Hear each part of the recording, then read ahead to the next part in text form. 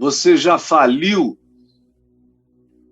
Já perdeu tudo que tinha? Ou tem gente que já nasceu com tudo perdido? Tem pessoas que nasceram em famílias onde geração após geração nunca ninguém conseguiu sair do grilhão, do pelourinho, das correntes, dos aprisionamentos, porque a existência aqui debaixo do sol, na história humana, é perversa, é maligna nas suas práticas, é injusta, é iníqua.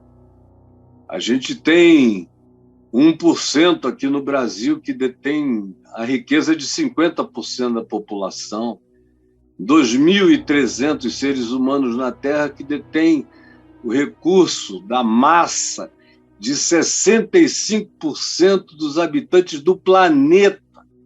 Está tudo na mão de 2.300. Como é que a gente pode ter uma terra melhor, um mundo melhor, uma sociedade melhor?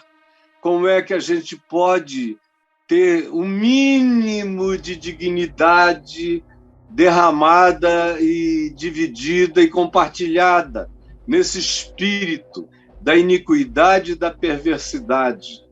Que quanto mais cresce essa iniquidade, mais o amor esfria. O amor é invencível. Ele só não consegue conviver com a maldade que tenta conciliá-lo do mesmo coração. Como a gente vê hoje em dia, um monte de gente falando em amor, mas amor na boca deles é como sangue na boca de vampiros. Porque a prática deles é prática de ódio, de indiferença, de egocentrismo, de narcisismo, de otarização do próximo. Não conseguiu nada porque é idiota. E aí vão todos aí na filosofia de quem já nem entre nós está agora, que é o Olavo de Carvalho, que ensinou como é que você pode ser menos idiota, ensinando você a ser mais idiota do que você era antes. E a prova das práticas dessa filosofia estão aqui em volta de nós, num cúmulo de idiotices como nunca antes, um Everest de bobagem. Mas me responda, você já nasceu quebrado e continua quebrado, ou você teve a experiência de falir? Falir emocionalmente, porque foi deixado e se desestruturou. Falir afetivamente, porque amava e foi decepcionado por pai, por mãe, por família, e agora não crê mais em nada. Faliu conjugalmente, porque apostou tudo na vida de que aquilo seria para sempre, que daria certo. Teve um filho, 2 filhos, 3 filhos, e eles não conseguem nem enxergar esse pai que só participa da criação deles, obrigado pela justiça. Do contrário, evadir-se-ia para sempre, nem voltaria, nem sentiria falta. Aí um coração que tem essa experiência se esburaca, se esvazia, cai na oquidão, nos ecos da solidão. Me responda, você já faliu? Faliu nos negócios? Está falido? Não precisa ser empresário. Basta perder o emprego e ir vendo todo dia. Ter muito mais meios do que recurso para bancar as coisas. Eu sei exatamente como é que é isso. Tem gente que pensa que eu nunca tive esse problema, só porque eu nasci numa família bem estabelecida. E é verdade, meu bisavô era bem estabelecido, meu avô, meu pai. Meu pai ficou pobre porque quis, se converteu e resolveu virar um franciscano de pobreza. E viveu a vida mais simples que ele pôde até morrer. E eu experimentei a falência escolhida. O único cara que eu conheço até o dia de hoje, fora alguns do passado, mas no presente já não são feitos mais pessoas assim. Eu tenho um amigo, mais ou menos desse jeito, que fez escolhas parecidas, mas é uma raridade. Na radicalidade do que meu pai fez, eu não conheço até agora. E espero ainda conhecer antes de partir. Mas ele aplicou um alto golpe financeiro, deu tudo que tinha, entregou tudo, se empobreceu de tudo e foi pregar nas beiradas dos rios da Amazônia o evangelho que ele tinha acabado de abraçar, conhecer, pelo qual se apaixonara. Mas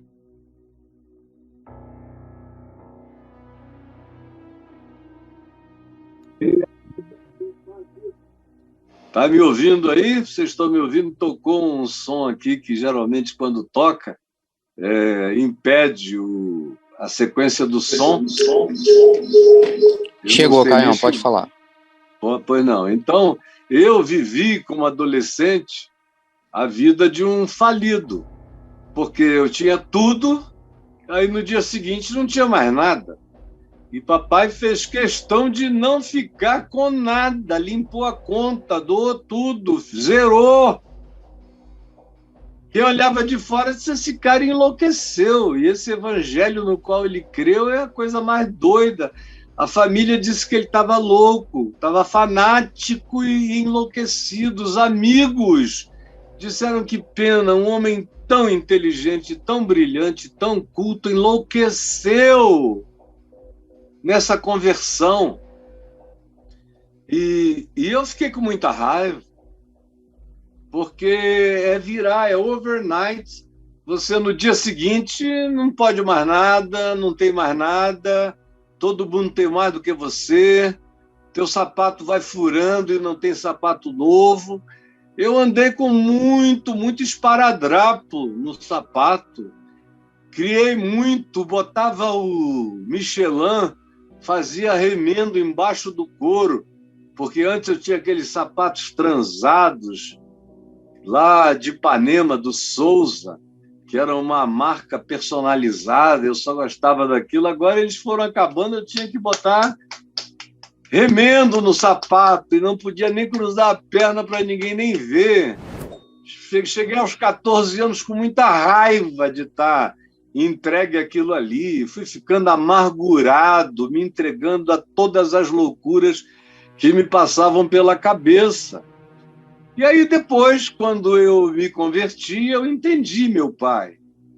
E eu mesmo tive prazer em ter uma vida simples, do jeito que ele vivia, e vivi daquele jeito muitos anos na minha vida. Já foi depois de 10, 12 anos que eu comecei a aceitar um carrinho um pouquinho melhor, porque eu só andava naqueles carros quase de 20 anos de idade, furados, aquelas pubicas. Era uma espécie de testemunho da fé, andar naquele negócio. Devagar, os presbíteros da Igreja Betânia em Niterói foram dizendo: reverendo, seu carro está apelidado de os 7 selos do Apocalipse. E tem outros que chamam de a grande tribulação. E não precisa, a gente pode, se o senhor não quiser um carro novo, a gente dá um usado melhor.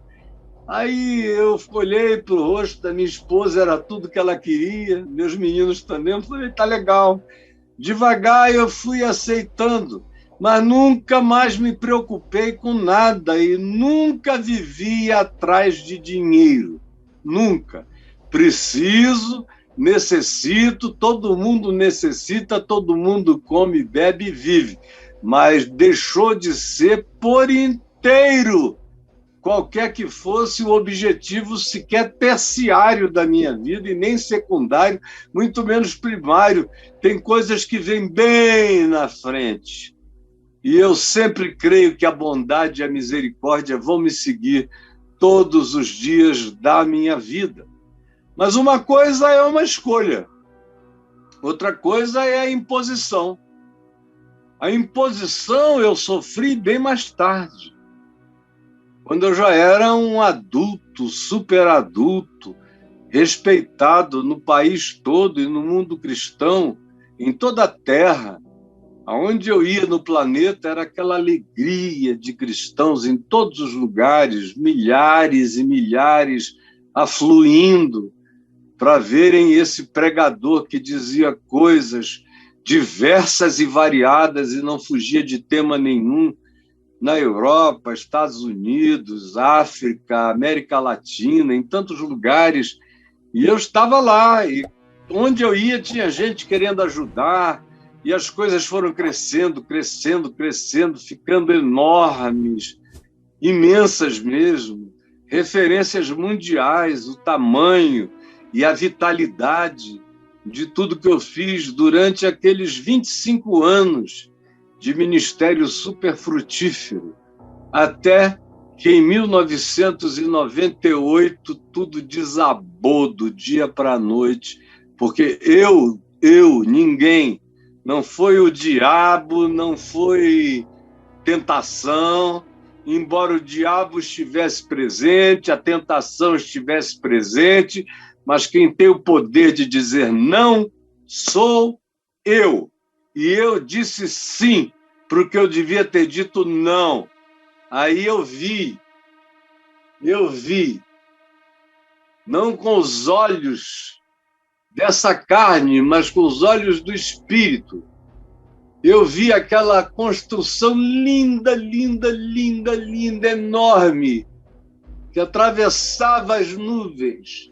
Parecia ser uma estrutura de cristal. Parecia cristal líquido, mas não era. E eu vi, quando eu fiz o que eu fiz, o meu soco do fundamento foi trazendo os estilhaços de tudo aquilo caindo em cima de mim, me ferindo todo. E o resto foi só uma questão de mais um ano e meio, para estar tudo acabado. Era como a experiência dos judeus cercados por Nabucodonosor, na Babilônia, que tiveram a cidade queimada, as portas destruídas, o templo veio abaixo e foi queimado, os objetos valiosos foram roubados, os recursos culturais, as bibliotecas dos saberes rabínicos foram também incendiados. As coisas que sobraram foram aquelas que tinham sido escondidas na rapidez. O resto virou cinza, acabou.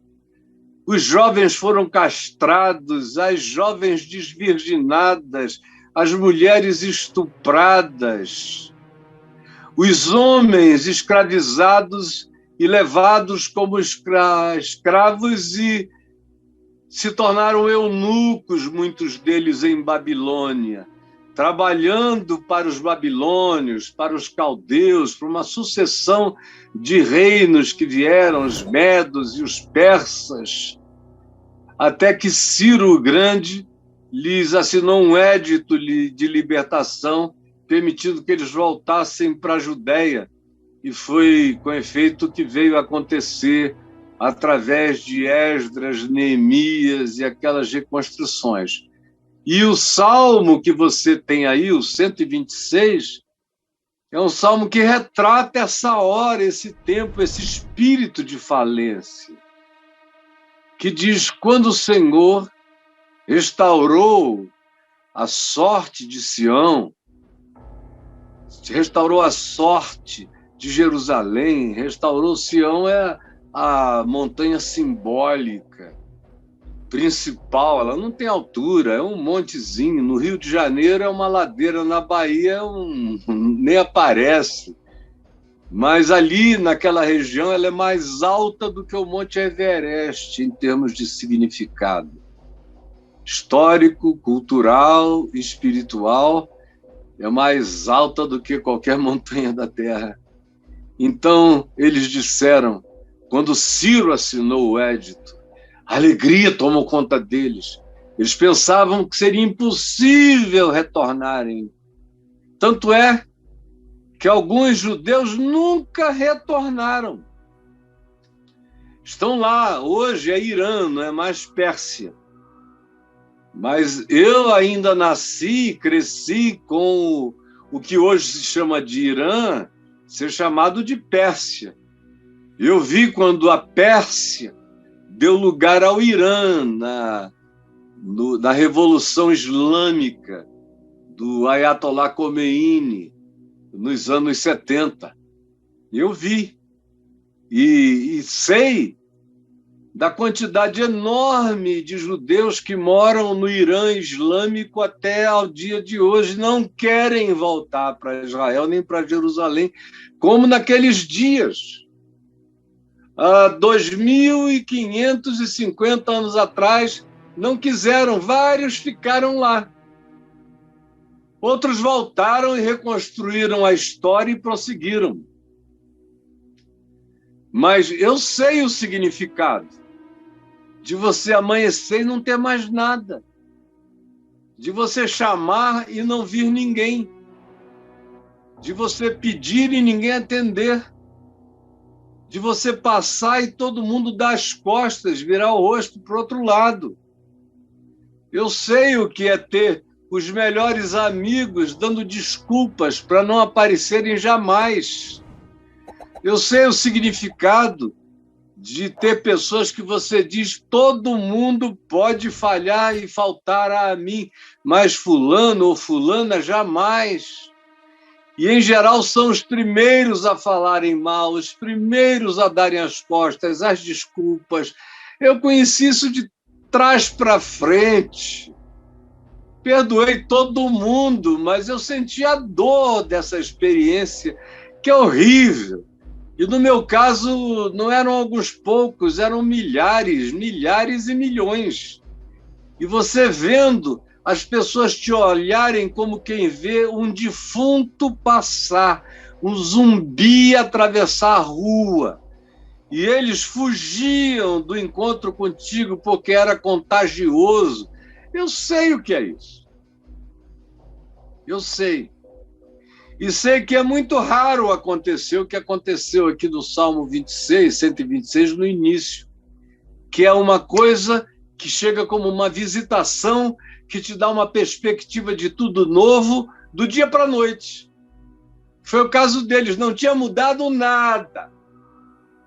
Estava todo mundo longe de casa, na terra estranha, em Babilônia, ou agora em Persépolis, ou em qualquer outra cidade da Pérsia, daquela região.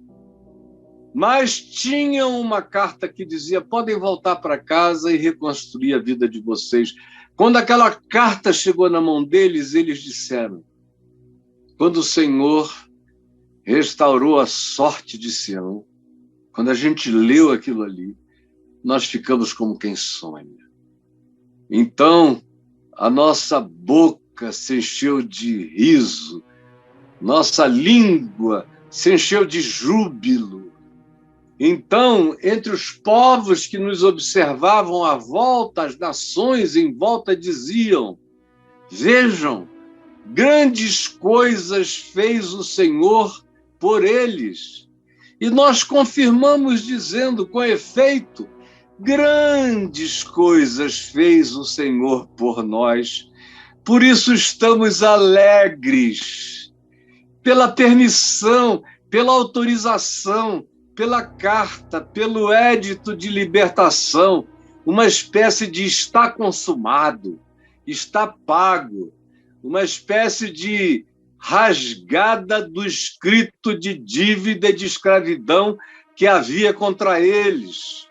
Uma espécie de Colossenses 1,13. Ele nos libertou do império das trevas e nos transportou para o reino do Filho do seu amor.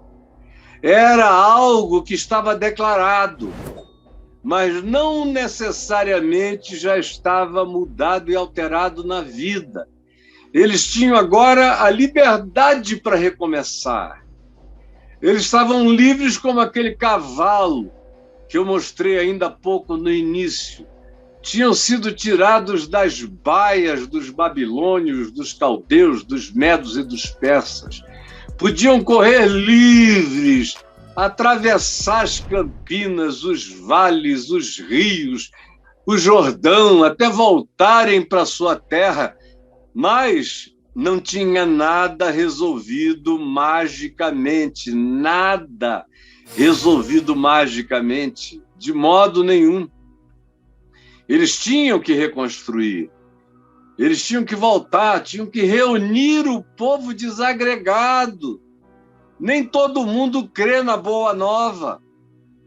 Tem gente que só vai depois que está pronto. E, como eu disse, tem gente que nem depois de estar pronto tem coragem de voltar. Então, a exclamação inicial foi essa, de quem disse e leu: está consumado. Não tem mais dívida e vocês estão livres. Usem a liberdade em favor de vocês. Mas tem muito a ser feito. Por isso é que depois dessa exclamação, dessa alegria que afirma: sim, grandes coisas o Senhor fez por nós e é por isso que nós estamos alegres, então começa o trabalho de quem reconheceu que a porta está aberta, que as correntes foram quebradas, que a autorização da liberdade está dada, porque foi para a liberdade que Cristo nos libertou. E que eles não se pusessem de novo em jugo de escravidão, mas tinha trabalho a fazer. Não é magia, não tem condão, não tem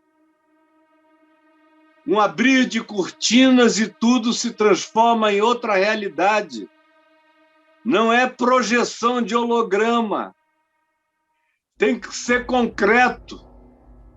E no espaço-tempo, um édito de libertação é instantâneo, basta o rei assinar.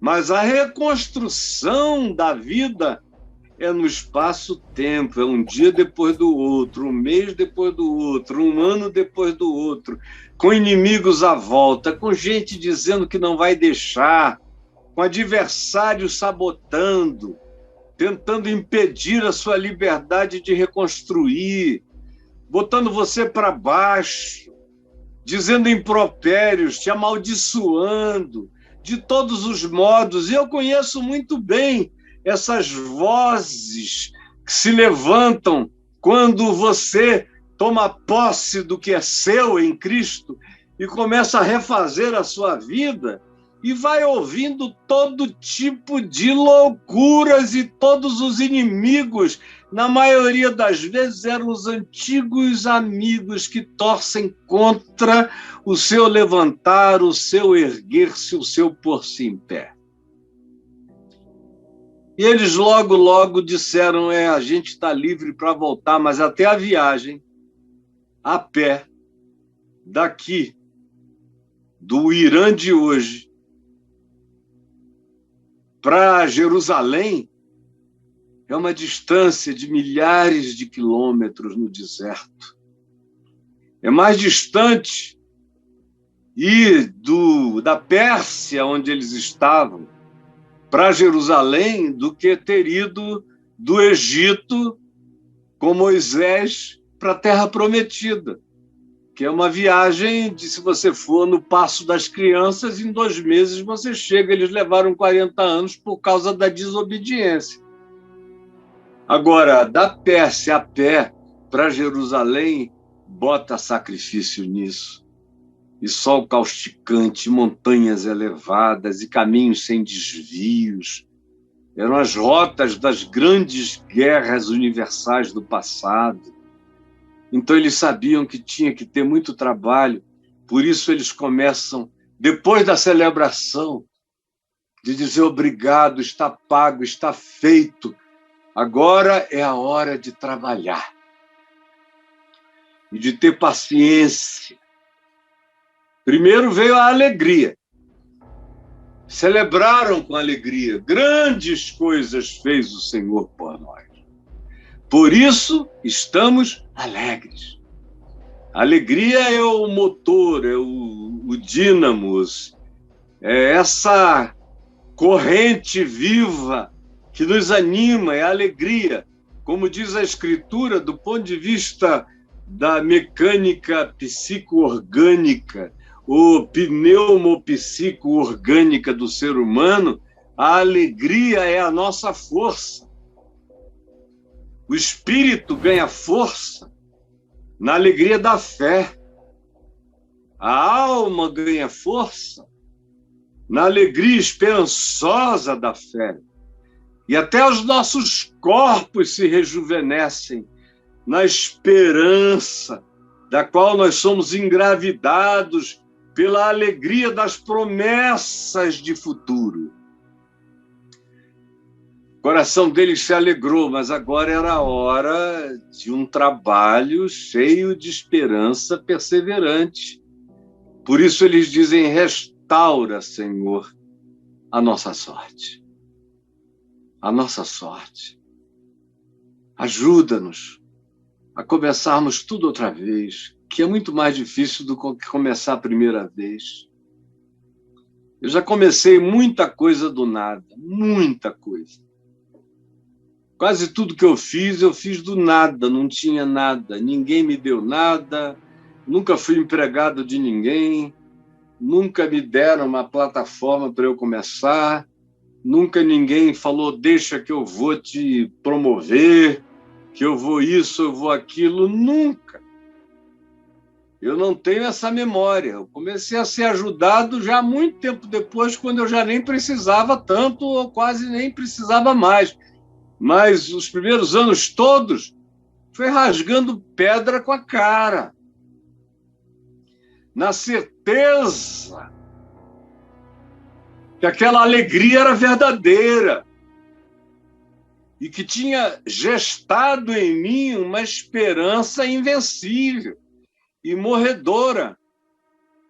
Agora, começar depois de tudo ter sido derrubado, quando você chega e vê só cinza, você olha, o seu lar está arrebentado, teus filhos estão sofrendo, um deles está doente de dor, todo mundo foi embora, seus pais são os únicos que creem, estão entristecidos, mas creem, como eu ouvi, especialmente do meu pai. Isso é só um tempo, mas você vai se pôr em pé. E antes de você morrer, vai ter gente que, se você não contar essa história, eles não vão mais nem lembrar. Mas se prepare, porque vai demorar, meu filho. Começar a botar fundamento aonde já havia fundamentos, eles foram arrebentados, ou, como é o meu caso, eu olhei para os fundamentos antigos e falei: eles já não servem mais para mim hoje, não servem mais para aquilo que, como esperança, está começando a nascer em mim. É algo novo. E eu vou começar novos muros, sobre novas bases, com novas alturas, com um novo design, com outras perspectivas, do tamanho das possibilidades. Mas vou fazer. Por isso é que eles disseram: restaura, Senhor, a nossa sorte. Como tu foste comigo todos os dias da minha vida até aqui, perdoa o meu pecado, tu já perdoaste, já está rasgado, já está consumado, já está tudo feito, eu sou livre. Agora me dá força, porque eu já não sou tão jovem, eu já não tenho as mesmas ilusões da juventude, eu não tenho mais os ímpetos que me moveram tantas vezes, e alguns deles tinham até a ver com a minha própria idade, com o meu desconhecimento dos trabalhos. Mas agora eu sei o que cada coisa pesa, o que cada coisa custa, como cada coisa demora para ser feita, e o meu coração está todo achatado, quebrado, estilhaçado. Me ajuda, me restaura a minha sorte. Como as torrentes do Negueb. Tem um vídeo que eu não pedi ao Braulio para tentar achar, porque eu só me lembrei dele agora, que mostra o que acontece todos os anos lá no deserto do Negueb, em Israel, no sul de Israel, quando o deserto, que é um deserto inclinado, ele vai descendo da Judéia, que é alta, na direção do Mar Vermelho, e chega até Eilat, lá embaixo, chega às cidades mais distantes do sul de Israel, num plano inclinado. Então, as águas que caem em grande volume sobre Jerusalém se derramam sobre o deserto, e no próprio deserto chove, e as águas formam os rios invernais, chamados de vades, e por eles correm essas torrentes temporárias, mas que rejuvenescem o deserto inteiro.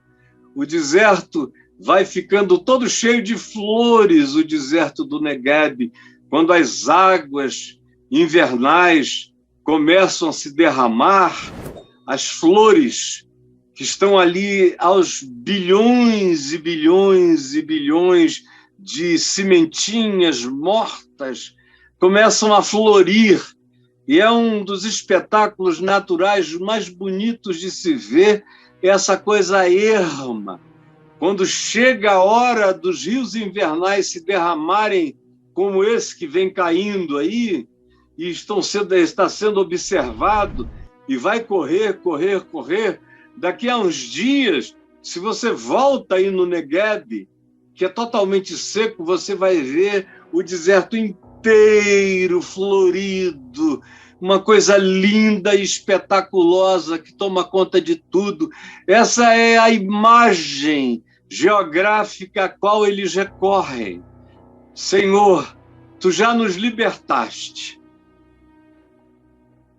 Me libertaste do império das trevas. Me transportaste para o reino do teu amor.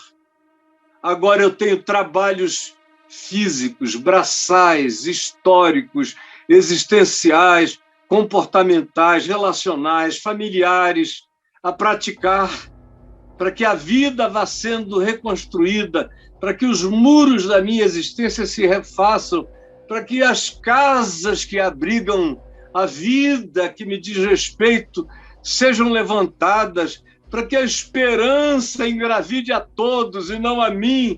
Restaura, Senhor, a minha sorte, a nossa sorte, como tu fazes no Negueb, aonde o impossível acontece e os rios invernais vêm a colorir aquele deserto aparentemente seco, ermo e sem vida. O que eu preciso é da chuva do teu milagre. Eu preciso da sorte eterna. Eu preciso do conluio da graça em meu favor. Eu preciso da tua parceria infinitamente cheia de graça para renovar meu ser, para refazer minha energia, para me deixar prenho de esperança. A alegria já está em mim. Transforma-a numa gravidez poderosa, para que eu trabalhe enquanto estou prenho, para que a vida que está crescendo em mim, eu possa a ela dar a luz num lugar apropriado para ela continuar, como foi e tem sido a minha oração nesses últimos 25 anos do resto da minha vida, desde 1988. Senhor, restaura a minha sorte, como as torrentes do Negev. E aí você faz essa oração 1 ano, 2 anos, 3 anos, no meu caso ali escrevendo um site, ninguém sabia, ninguém via, mas eu estava semeando. É esse portal que está aí com milhares e milhares e milhares de mensagens. Comecei a responder milhares de cartas, ninguém via. Mas eu sabia que eu estava fazendo um sulco no chão, cavando, jogando as melhores sementes. Estava seco, mas eu cria nos rios invernais, cria nesses vades, nos rios da graça, que chegam e validam o seu trabalho. Trabalhando no silêncio das madrugadas, na solidão, sem ninguém interessado em coisa nenhuma. Todo mundo dizendo, é uma página virada, o Caio morreu, acabou. É história, faz parte agora de livros, mas nunca mais. Eu ouvi isso de tanta gente, até de pessoas que eram as que eu mais gostava. E continuo a amar. Só perdi aquela alegria de confiar, mas o meu amor continua o mesmo por elas. E não guardo nada, a não ser aquela impressão de que a confiança que eu tinha se baseava em algo que era mais meu do que das pessoas. Mas o trabalho prosseguiu. Restaura, Senhor, a nossa sorte. É um olhar, é uma visão, é uma projeção, é uma perspectiva, é uma esperança. Restaura. Eu sei que é possível. Eu sei que eu não sou filho dos azares, nem das maldições, nem dos ódios, nem das raivas. Tu me amas. Eu sei que os anjos me amam. Eu sei que os céus gostam de mim. Eu sei que a nossa amizade é indestrutível, Senhor. Sei que nossa intimidade é inarrancável. Sei que o teu amor por mim é imutável. E é nisso que eu caminho, é nesse chão que eu ando. E é nessa visão que eu projeto o futuro. Restaura, Senhor, a minha sorte. Como tu restauras a sorte do Negev. Faze a mesma coisa comigo. E aí, a gente tem que arregaçar a manga, mas arregaçar mesmo, dobrar para todo lado e começar a abrir, a fazer vala no deserto e a sair jogando as suas melhores sementes no deserto. Sementes de amor, de esperança, de perdão, de boa vontade. Você está todo falido, mas você não recusa estender a mão a ninguém. Você ajuda até falido. Você divide, mesmo não tendo. Você compartilha, mesmo não sobrando. Você semeia, como diz Eclesiastes 11, para o norte, para o sul, para o leste, para o oeste, até em dia de chuva, porque você não tem tempo a perder. Você semeia até no meio do vendaval da tempestade, crendo que o próprio vento está do teu lado, que a graça e os fenômenos vão se somar em teu favor, porque a sorte de Deus está sobre você, mas isso não exime você de esforço, de trabalho todo dia.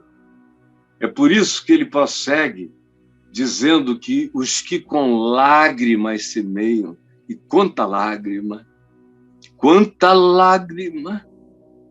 Quanta lágrima!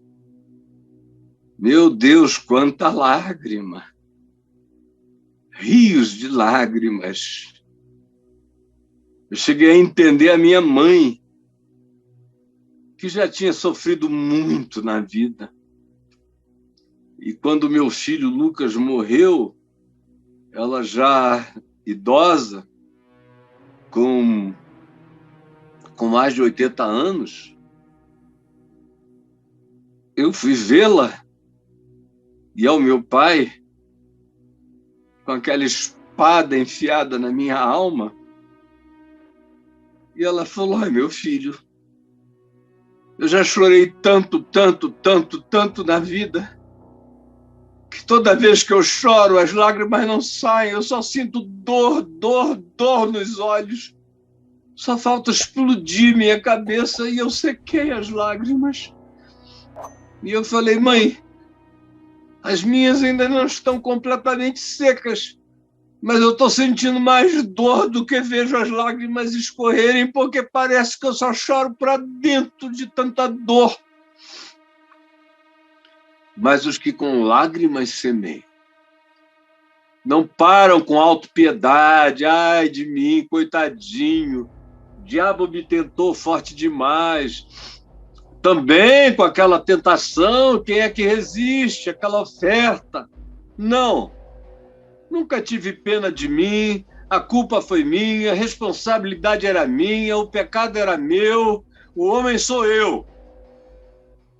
E o diabo não entra em nenhuma equação da minha vida. E nem nenhum tentador ou tentação. Caio é igual ao resultado que ele produz. O resto não tem nada a ver comigo. Então você tem mais é que abrir as valas, tirar as melhores sementes, jogar as sementes de amargura, de amargor, de tristeza e de decepção fora e tirar as melhores sementes e ir plantando de dia, de noite, toda hora. E sabendo que até as lágrimas vão servir de irrigação gota a gota. Você joga uma sementinha, uma lágrima que cai em cima no deserto da existência. Outra sementinha, outra lágrima que a umedece. E você vai umedecendo as sementes que você vai plantando com as lágrimas da sua alegria esperançosa, ainda cheia de dor diária por causa dos sofrimentos e das circunstâncias que muitas vezes outros impõem a você diuturnamente, mas você não pode olhar para trás nem desistir. É para frente, é adiante. Vamos lá. Ponhamos-nos em pé. Como diz o texto da ressurreição, e Maria Madalena, ouvindo aquela voz que dizia Maria, ela voltou-se e viu Jesus em pé. Quando, no meio da impressão da morte, eu ouvi aquela voz, Caio, eu olhei no meio das lágrimas e vi Jesus em pé. Vem, vamos para Galiléia. Eu tenho algumas histórias de amor contigo, para a gente conversar sozinhos. Levanta, anda, vamos. Era necessário que fosse assim para que tu melhorasses para mim. Levanta, anda. Não para, não olha para trás. Os que com lágrimas semeiam, com júbilo ceifarão. É inevitável, é certo. Faça assim que o resultado está garantido. Aí ele conclui dizendo que os que vão andando não pararam, é gerúndia a vida. Os que vão andando, os que não param, os que prosseguem, os que não se enterram no buraco da falência, mas levantam, sacodem a poeira e dão a volta por cima. Os que vão andando e chorando, molhando as sementes com esperança, de lágrimas quebrantadas, porém grávidas de fé esperançosa e de alegria certa da ressurreição, os que vão andando e chorando, enquanto semeiam, voltarão com júbilo, trazendo os seus feixes. Essa semana eu ouvi a história de uma pessoa que está muito triste, muito triste, muito triste. E foi me assistir em algum lugar do mundo, muito magoada com o que estão fazendo de mal a ela na família. Aí ela ligou lá o projetor dela para me ver, e quando eu comecei falando de alegria. E ela não chegou a me ouvir, eu acho que nem 5 minutos, nem 10 minutos. Ela estava tão triste e com tanta raiva de não estar alegre e nem conseguir ficar alegre. Quando eu comecei a falar de alegria, ela desligou tudo e foi embora. Depois ela falou com uma pessoa amiga minha. Eu não consegui hoje ouvir o Caio, porque ele começou a falar de alegria, ele estava com um sorriso tão feliz que eu fiquei com raiva e fui embora. Falei, meu Deus, eu vou ter que agora, para sempre, falar com alguma cara triste. Eu nunca falei, nem sepultando meu filho, eu falei com cataratas do Iguaçu de lágrimas na minha cara, mas com esperança de vida eterna. Era temporário o que eu estava fazendo. Eu viverei eternamente com ele, ele comigo e todos nós juntos. Mas eu não vou andar. Eu não vou andar com tristeza no coração. Posso ter sido esmagado por todas as dores, mas o mandamento é gerúndio. É um gerúndio de alegria, é um gerúndio de fé, é um gerúndio de esperança, é um gerúndio de perseverança. Quem sai tem que sair andando. É gerúndio, é continuidade, é processo, é todo dia, um dia depois do outro, sem desistir, é para frente, andando. Mesmo que chorando, transforme a lágrima em irrigação gota a gota. Vá molhando as melhores sementes do seu ser no chão da vida, andando e chorando enquanto semeia. Voltará com júbilo, trazendo os seus feixes. Eu estou naquele momento da vida em que eu já consigo começar a ir colhendo feixes, feixes e feixes e feixes e feixes. Mas durante muitos anos, parecia que os feixes eram apenas memórias do passado. Demorou uns bons 15 anos, sem sinais, sem nada, sem feixes, só molhando as sementes, com a alegria da fidelidade de Deus, com a gravidez da esperança em Cristo e com a perseverança da fé que não retroage, para que se pudesse começar a ver os brotos, os botões, as flores, os frutos, e aí comer dele. Por isso eu volto à pergunta original. Você já faliu? Você está falido? Você está falindo?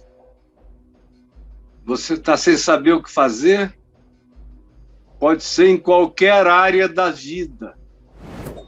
Eu não estou falando de uma grande empresa, necessariamente, mas também até de uma grande empresa, de um empresário. Eu estou falando, sobretudo, da falência humana de cada um de nós. Por exemplo, a família do garoto espancado, covardemente morto. Eu estava vendo aquela cena, dizendo, meu Deus, eu, jovem, com 18, 19 anos de idade, se estivesse aí num negócio desse, eu tinha quebrado esses meninos todinhos de pau.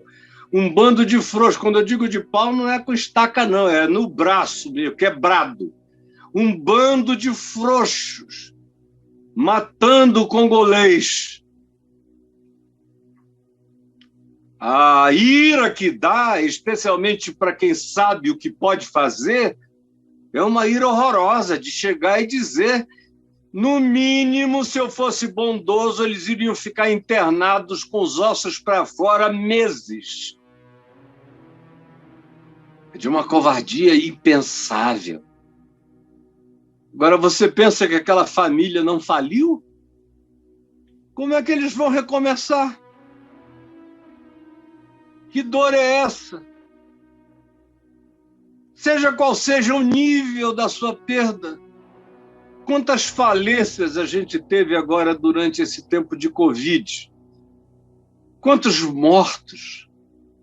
Quantas famílias acabaram? Sobrou às vezes 1, 6, 7 foram no mesmo mês, ou em 2 meses, ou no mesmo ano.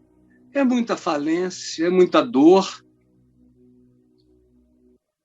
Eu sei que tem gente me vendo aqui, carregando todo tipo de catividade, de limitação, de tristeza, de desesperança, que acham que foram agora amaldiçoados, foram ungidos com o óleo do inferno, com azar perverso, e acham que não se levantarão mais.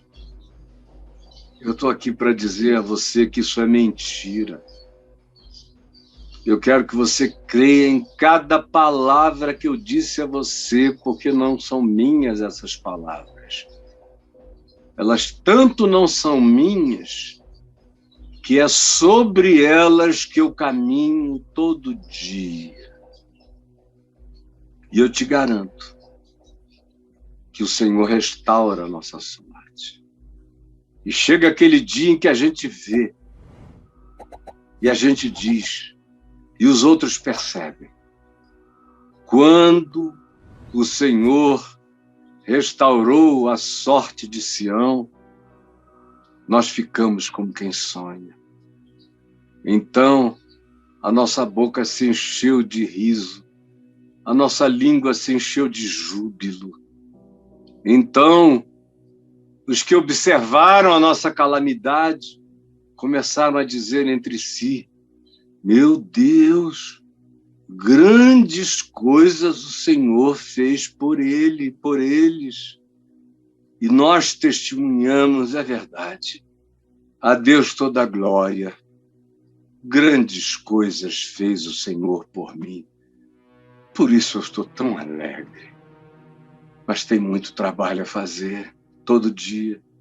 Por isso, restaura, Senhor, a minha sorte, como as torrentes no Negueb, e me energiza para que a minha vida seja um gerúndio de alegria, um gerúndio de esperança, um gerúndio de perseverança. Porque aquele que sai andando e chorando, enquanto semeia as melhores sementes, sem amargura, com alegria, com esperança, com perseverança, voltará com júbilo, júbilo eterno, carregando os seus feixes. Eu vejo os meus feixes na restauração da minha família, na felicidade da minha ex-esposa, na felicidade dos meus filhos, todos felizes, na felicidade dos netos que o Senhor me deu, que agora serão 6, na felicidade da minha esposa, que me pegou pela mão e não quis saber se a gente ia passear na praia de Tel Aviv ou no deserto do Negueb. E chorou junto comigo, me ajudando a irrigar todas as sementes, e se alegrou comigo, e se esperançou comigo, e persevera comigo.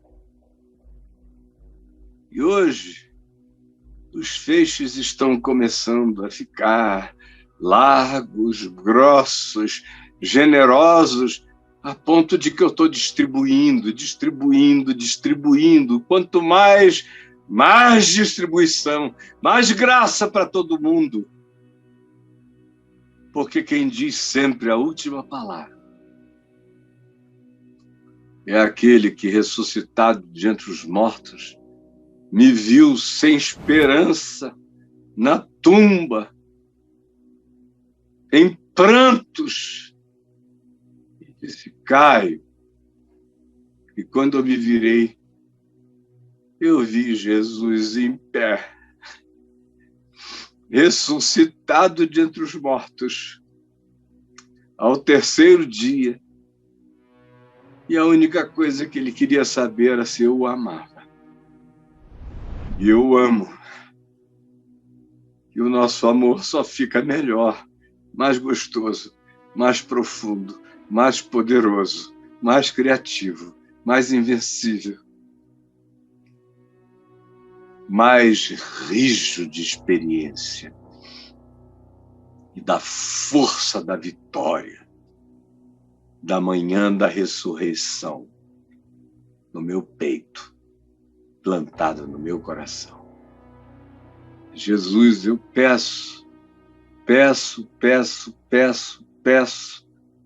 que essa palavra singela tenha chegado ao coração de todo aquele que necessita dela e todo aquele que hoje pensa que não precisa, mas que amanhã precisará. Por isso que ninguém a despreze. É o que eu te rogo. Em teu nome, Jesus. Amém e amém.